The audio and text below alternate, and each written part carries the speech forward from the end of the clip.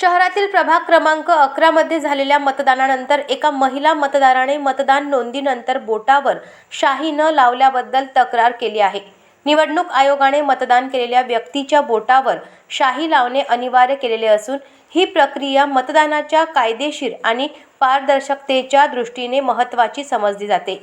तरीही अनेक ठिकाणी मतदानानंतर बोटावर शाईचा ठेवा केला गेला नाही, अशी तक्रार मतदारांनी केल्याचे समोर आले आहे। या संदर्भात अकोल्यातील सोशल मीडियावर एक व्हायरल व्हिडिओही प्रसारित होत आहे। या व्हिडिओमध्ये प्रभाग क्रमांक 11 मधील एका महिलेने सांगितले की तिने मतदान केले असतानाच मतदान कर्मचाऱ्यांनी तिच्या बोटावर शाई लावली नाही। मतदारांनी निवडणूक अधिकाऱ्यांकडे आपली नाराजी व्यक्त करत याबाबत स्पष्टीकरण व योग्य कारवाईची मागणी केली आहे। निशान नहीं लगा ना, निशान नहीं लगा, वोटिंग करके आ गए। वोटिंग करके आ गए, निशान नहीं लगा।